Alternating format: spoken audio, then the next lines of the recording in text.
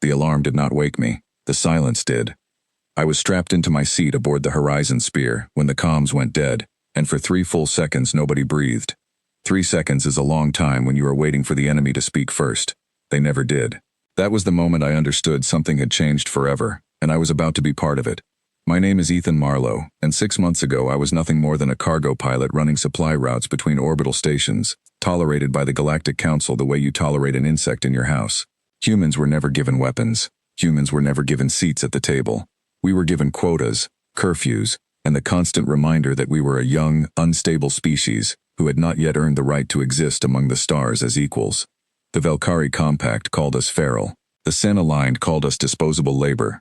And the Council, sitting high above both of them, called us a problem to be managed, not a people to be respected. For decades we smiled, we nodded, we paid whatever price they demanded, and we waited. Nobody outside our solar system knew that we were also building. It started in a facility buried beneath the ice fields of a moon nobody bothered to name, using scraps of alien hulls that had crashed on Earth over the years. Reverse engineering panels that were never meant for human hands. Every one of us on that project would be executed if the Council ever found out. But every one of us kept working anyway, because somewhere along the way, hope stopped being a feeling and became a schedule. I was recruited into the Spear program 8 months before the day the silence began. Commander Nadia Petrov ran the operation, and she never wasted words. On the day she called me into her office, she placed a single photograph on the table. It showed a mining colony on the edge of our system, reduced to fragments, its atmosphere venting into the dark. 300 people. The Council report called it an unfortunate resource allocation error. Nobody was punished. Nobody even apologized. Nadia looked at me and said one sentence I will never forget. They will not stop unless we make them. That was the day I stopped being a cargo pilot. The training that followed was unlike anything I had known. We were not taught to fight fair, because fair had never once worked in our favor. We were taught to survive without support, to strike without warning, and to keep moving even when the numbers said we should already be dead. Alien fleets had grown used to centuries of careful, cautious warfare, following protocols written by committees who had never faced true desperation. We had no such comfort. We had only the will to protect what was left. The first target was a listening post, drifting quietly at the edge of Sen territory, a relay station that fed information straight to the Council chambers. It watched everything. It reported everything. And it had watched our colony die without lifting a single alarm. Our small fleet of 6 ships approached it in silence, running dark, engines cold, drifting on momentum alone, the way no sane pilot would dare. I remember Daniel Ashworth beside me on the comm line, his voice steady despite the sweat on his forehead visible through his helmet glass. "Ethan, if this goes wrong, tell my sister I finished what I started." I told him he could tell her himself. I meant it. We struck the listening post before its automated defenses even registered our presence. Our ships were smaller, faster, and built from stolen technology fused with human stubbornness, a combination the Council never accounted for. In under 4 minutes the station's defenses were disabled, its crew captured without harm, and its logs uploaded directly into our hands. Inside those logs was proof. Proof that our colony's destruction was not an accident. Proof that resource extraction from human systems had been deliberately planned for years, with our lives calculated as an acceptable loss. Nadia broadcast that proof to every frequency the Council monitored. There was no response. Only silence. We should have expected retaliation immediately. Instead, for 11 days, nothing came. Our scouts reported unusual movement near Council space, ships repositioning, communications increasing between member worlds, but no fleet advancing toward Earth. It was as if the galaxy itself was holding its breath, trying to understand what it had just witnessed. On the 12th day, they finally sent someone, not a fleet, but a single diplomatic vessel from the Valkyrie Compact, requesting to speak with what they called the human military leadership. Nadia agreed to the meeting, but she brought me along with Laura Whitfield, our fleet's second in command, a woman who had lost her entire family to a Council trade blockade years earlier and had never once raised her voice about it since. Some grief burns loud. Hers burned quiet, and that made her more dangerous than anyone I had ever known. The Valkyrie ambassador appeared on our view screen as a tall, elegant figure with pale silver eyes, his tone rehearsed and calm, the kind of calm that came from never once being challenged. "You have made a grave miscalculation," he said. "The Council does not negotiate with insurgent species." Nadia did not blink. "We are not insurgents," she said. "We are the ones who used to apologize for existing. That ends today." The ambassador's expression shifted, just slightly. the first crack in centuries of practiced superiority. You cannot win a war against the combined fleets of 40 worlds. Nadia leaned forward. We are not trying to win a war. We are trying to make you understand that every world you have taken advantage of will eventually stop asking for permission to defend itself. The transmission ended abruptly from their side. No threats, no ultimatum, just silence again, heavier this time. 3 days later, the first fleet arrived.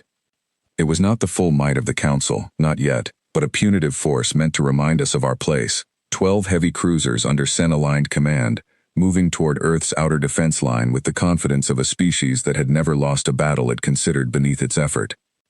I flew in that battle. I will not pretend it was easy, or that I was fearless. My hands shook on the controls until the moment the first shots crossed the void, and then something inside me went quiet and focused, the way Nadia had trained us to become. We used the darkness of space against them, hiding among debris fields left over from decades of Council mining expeditions, striking their support ships first, cutting off their ability to repair and retreat. Daniel's ship took heavy damage near the end, and for a moment I thought I had lost him, until his voice crackled through the comm, breathless but alive. Still here, Ethan. Still moving.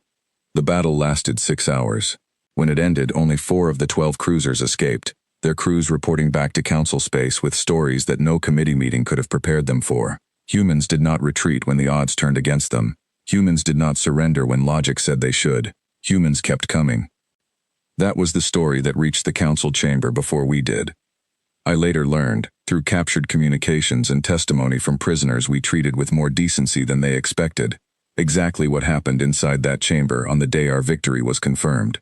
Representatives from 40 worlds sat around a circular table meant to represent unity, though in truth it was built to remind everyone of the Council's authority.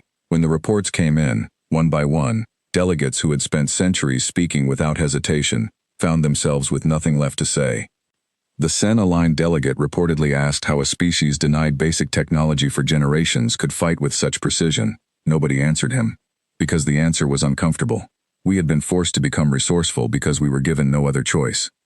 The Valkyrie ambassador who had spoken with Nadia stood and addressed the chamber, and according to the recording, his voice carried none of its earlier confidence. We have spent 3 centuries measuring threats by fleet size and technology. We never once measured a species by how much it was willing to endure. Nobody responded to him either. Meanwhile, on the other side of that silence, Earth was changing.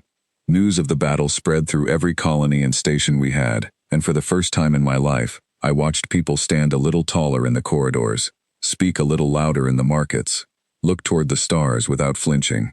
Laura told me once that fear is contagious, but so is courage, and ours had finally found its voice. 2 weeks after the battle, the Council sent a second delegation, this time requesting a formal meeting, not a punishment. Nadia chose the location herself, a neutral station orbiting a dead star, far from both Council space and our home.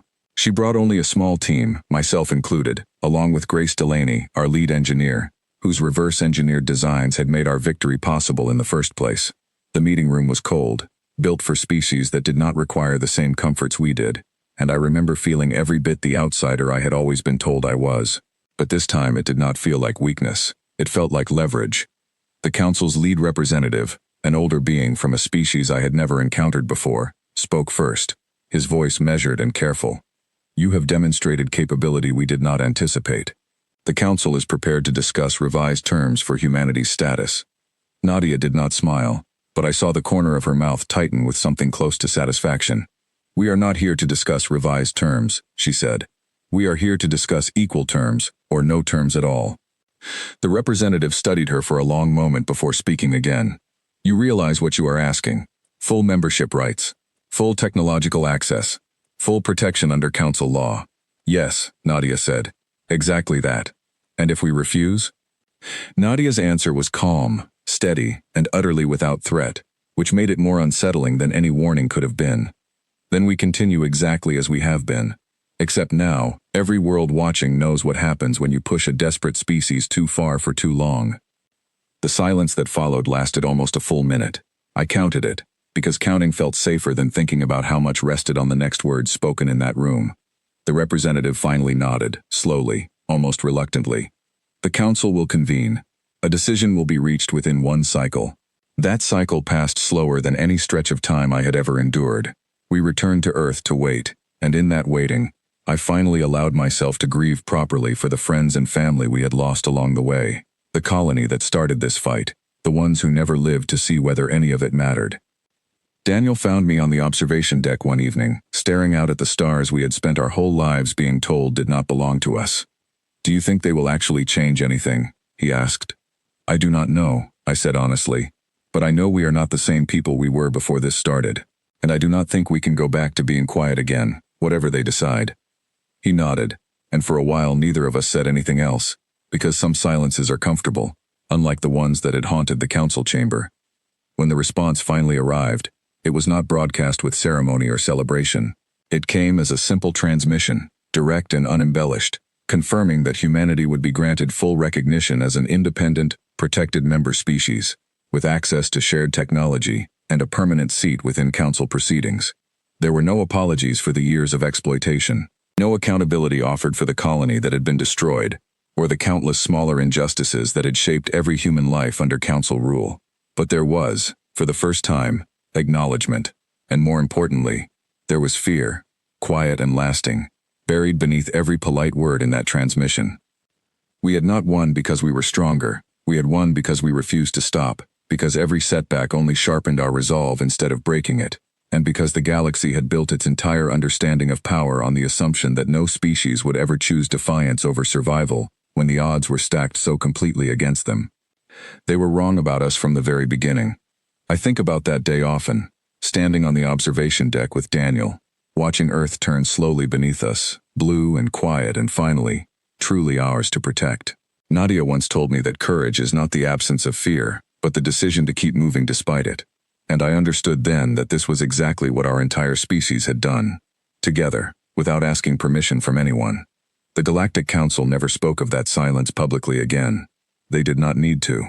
Every delegate who sat in that chamber on the day our victory was confirmed carried the memory with them into every future decision, every future negotiation, every future moment where they considered dismissing humanity as small or insignificant. They had learned, in the most permanent way possible, that we were neither. And somewhere out among the stars, on quiet nights when the void feels endless and unforgiving, I like to imagine that same silence still lingers in that chamber. A reminder that the species they once called feral had simply been waiting for the right moment to remind the galaxy exactly what it meant to fight for a home worth keeping.